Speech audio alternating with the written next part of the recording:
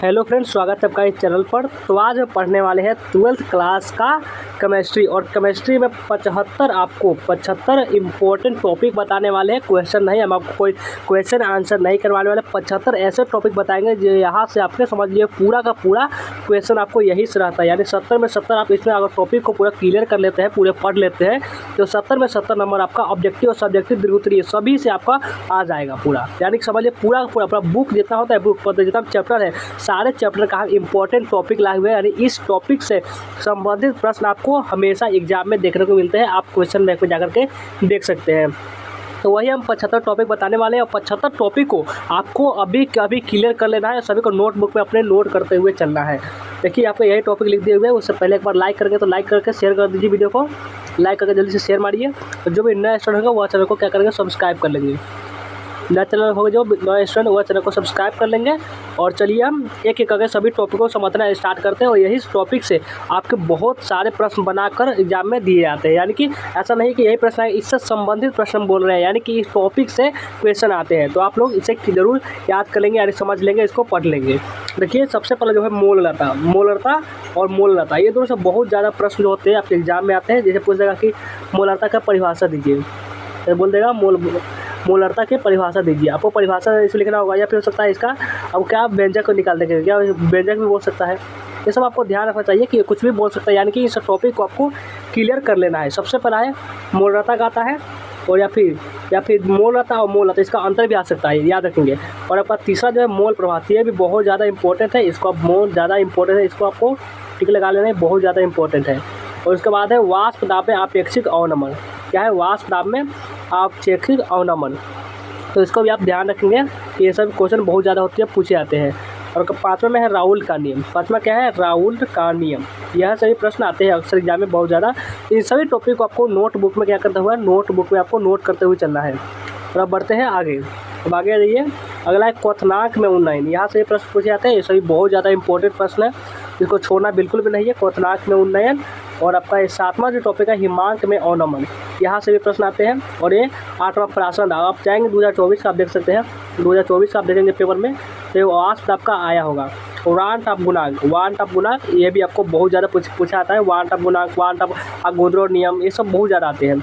और हेनरी का नियम, हेनरी का तो पूछिए ही मत। हेनरी का नहीं आया तो फिर आप हमें कहिए। हेनरी का या तो आ जाएगा हेनरी का नियम लिखे, या फिर आएगा हेनरी का समझ, कोई भी प्रश्न आ सकता है। हेनरी के सीमा लिखे, हेनरी के कितने रूल है, ये बहुत सारे हेनरी से संबंधित प्रश्न तो आएगा। यह तो हम लिख के दे सकते हैं। हेनरी से संबंधित प्रश्न आता ही है, आप देख सकते हैं पिछले साल के पेपर में। तो चलिए आगे बढ़ते हैं। अब देखते हैं अगले टॉपिक क्या है। अब है आपका मोलर चालकता से भी बहुत सारे प्रश्न आते हैं।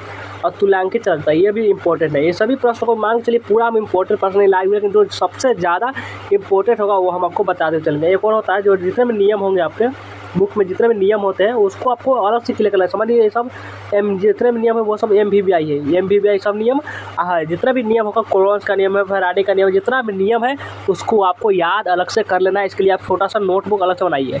इसमें सिर्फ नियम, इसमें रूल और क्या लिखना है, सीमाएँ जितना है वो सब आपको नोट करना है। और ये आपका 13 में जो है कि कोलोन्स का नियम, ये भी आपको बहुत ज़्यादा इंपॉर्टेंट है, पूछा आता है। और फैराडे का विद्युत अपघटन नियम, यहाँ से भी प्रश्न आते हैं। और मानक इलेक्ट्रोड विभव, ये सभी आपको अलग तरीके से कॉपी नोट कर चलना, या फिर इसको स्क्रीनशॉट भी आप लेते हुए चल सकते हैं। और आते हैं अगले टॉपिक पर, निष्णात समीकरण से भी बहुत सारे प्रश्न आते हैं।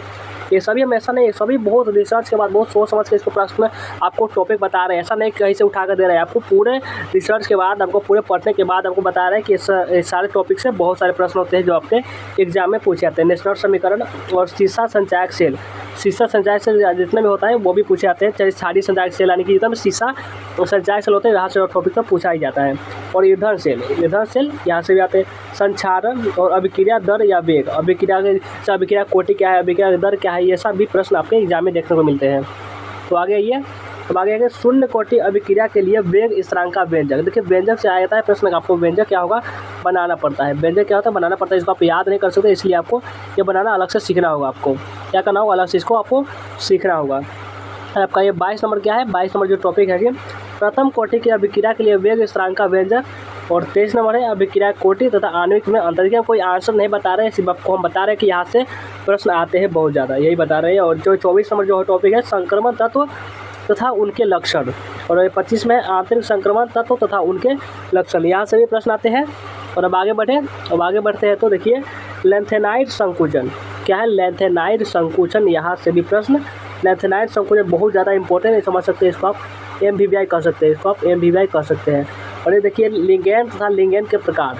देखिए आपको लिगेंड पूछ देगा लिगेंड क्या है या कितने प्रकार के होते हैं, इसके क्या कितने प्रकार के होते हैं और नियम जितना भी हो सकता है ये सब पूछ सकता है।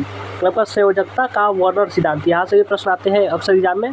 और संयोजकता अबंध सिद्धांत और हैलो एल्केन्स तथा इनके रासायनिक। देखिए पूरे चैप्टर जितना भी चैप्टर है आपका, जितना भी 15-16 जितना चैप्टर, पूरे चैप्टर से आपको पूरा NCERT बुक का पूरा काम लाए भी हुए। ऐसा नहीं है कि एक ही बुक से क्वेश्चन बैंक को देखते हुए सीधा मॉडल पेपर सभी को देख कर हम लाए हुए कि इतना जो टॉपिक है बस यही पढ़ना है। आपसे रिक्वेस्ट करेंगे इससे आपको ज़्यादा नहीं पढ़ना है, सिर्फ 75 हम टॉपिक बता रहे हैं यही आपको पढ़ लेना है। बहुत यही पढ़ ली, समझ लीजिए बहुत आप पढ़ लिए, इतना ही आपको क्लियर कर लेना है। इतने में तो आप क्लियर नहीं कर पाएंगे, इतना बहुत ज़्यादा हो गया से ज़्यादा, इससे ज़्यादा कुछ नहीं पढ़ना है आपको, हम इतना बता रहे हैं। चलिए आगे बढ़ते हैं अब अगले टॉपिक पर।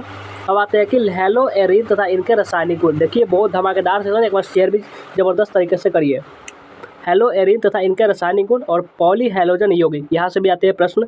क्लोरोफॉर्म बनाने की प्रयोगशाला विधि, ये भी आते हैं। और हैलो एल्केन तथा इनके रासायनिक गुण, ल्यूकेस परीक्षण, ये सभी जो टॉपिक होते हैं इन टॉपिक से अक्सर हर साल, यहाँ पे ऐसा नहीं है 2024 2023 जितना भी आप देख सकते होंगे हमेशा पूछे गए होंगे। चलिए आगे बढ़ते हैं। अब है फिनॉल तथा इनके रासायनिक गुण।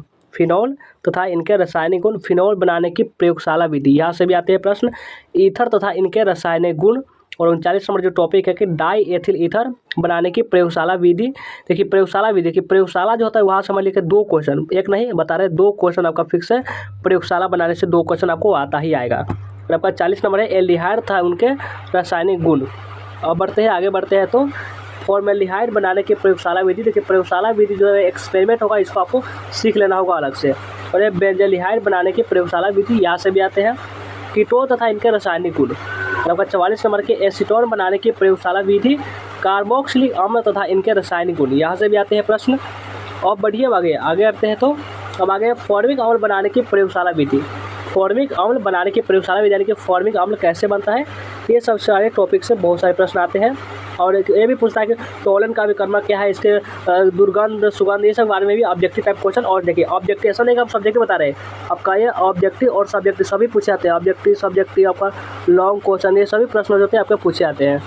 तो यहाँ पर देखिए 46 नंबर जो क्या है टॉपिक है, 46 नंबर टॉपिक का नाम क्या है जो आपका 46 नंबर फॉर्मिक अम्ल बनाने की प्रयोगशाला विधि और टोलन अभिकर्मक, यहाँ से भी प्रश्न अक्सर पूछे आते हैं। और यह आपका फेलिंग विलियन भी आपका इंपॉर्टेंट है। एमीन तथा इनके रासायनिक गुण, ये भी इंपॉर्टेंट है। एथिल एमीन बनाने की प्रयोगशाला विधि, ये भी इंपॉर्टेंट है। आगे बढ़ते हैं। अब आगे देखिए कार्बोहाइड्रेट तथा इसका वर्गीकरण, ये सभी क्वेश्चन जो है आपके लिए इंपॉर्टेंट है। और मौलिक परीक्षण, ग्लूकोज तथा ग्लूकोज के रासायनिक गुण, आप सब इतना सिर्फ क्लियर कर लिए, समझ लीजिए कि आपका पूरा केमिस्ट्री आपका पूरा तैयारी हो गया है। इससे पहले आप फिजिक्स का भी बताए हुए थे, फिजिक्स का नहीं देखे हो तो डिस्क्रिप्शन में आपको लिंक मिल जाएगा। फिजिक्स का भी पूरे किताब का हम इंपॉर्टेंट टॉपिक बताए हुए थे। और आपका 54 में है फ्रक्टोज, ग्लूकोज, फ्रक्टोज, सुक्रोज, यह सब सारे से प्रश्न आते हैं। और ये सुक्रोज, आपका सुक्रोज फ्रक्टोज जितना भी ये सब होता है शर्करा, यहाँ से प्रश्न तो आते ही आते हैं। और ये देखिए 56 नंबर है एमिनो अम्ल, यहाँ से भी आते हैं। प्रोटीन, इसका महत्व, प्रोटीन इधर पूछेगा प्रोटीन क्या है, इसका महत्व लिखिए। या हो सकता है एंजाइम से संबंधित भी बहुत प्रश्न रहते हैं आपके एग्जाम में, एंजाइम से संबंधित प्रश्न देखने को मिलते हैं। हार्मोन्स, आपका विटामिन, उनके स्रोत एवं कमी से उत्पन्न रोग, ये सभी रहते हैं। आगे आते हैं, आगे है क्या डीएनए की द्विकुलित संरचना और डीएनए तथा आरएनए में अंतर। देखिए डीएनए और आरएनए, यहाँ से प्रश्न नहीं आया तो कोई बात ही नहीं बना। डीएनए और आरएनए यह सब हमेशा प्रश्न आते ही आते हैं। और देखिए वुर्ज अभिक्रिया, वुर्ज फिटिंग अभिक्रिया। और हाँ, एक और अभिक्रिया से भी आपको तैयारी कर लेना है। अभिक्रिया जितना भी जो भी अभिक्रिया होता है सभी अभिक्रिया को अब अलग से को तैयारी कर ही लेना है। और निश्चकरण अभिक्रिया, ये सभी अभिक्रिया तो पूछता है। 66 नंबर है हेलो फॉर्म अभिक्रिया। 67 नंबर है कि राइमर टेमन अभिक्रिया, बिलिसमैन संश्लेषण, टेल्कोहॉल फिनॉल ईथर और कॉल्वे स्मिथ अभिक्रिया और एल्डोज संग्रह, जितना भी अभिक्रिया बता रहे हैं वो सभी अभिक्रिया को आपको क्लियर कर लेना है। अब आगे बढ़िए। अब आगे आते हैं तो है कैनिजोरो अभिक्रिया, कॉन्समेशन अपचयन, कार्बिल एमिन अभिक्रिया और आपका हॉफमैन ब्रोमाइड अभिक्रिया, सिमट अभिक्रिया। ये जब ना अभिक्रिया से समझ लीजिए केमिस्ट्री में अभिक्रिया में जान है। जब तक केमिस्ट्री है उसमें आपको अभिक्रिया, बिना अभिक्रिया कोई समझ लीजिए केमिस्ट्री नहीं है, मान के चलिए। हमेशा अभिक्रिया से तो प्रश्न आते ही आते हैं। मान लीजिए थ्योरी नहीं, अगर मान लीजिए अभिक्रिया जो प्रश्न होगा वो आएगा ही आएगा, इसलिए अभिक्रिया को आपको अलग से तैयार कर लेना है। तो आज का जो इंपॉर्टेंट टॉपिक हम बताए थे, आपको इंपॉर्टेंट टॉपिक बताते हैं वो कैसा लगा कमेंट करके हमें जरूर बताएंगे। तो चलिए वीडियो को एंड करते हैं, मिलते हैं फिर से नेक्स्ट वीडियो में। और हम बायोलॉजी का भी हम लाने वाले हैं इसी तरह से।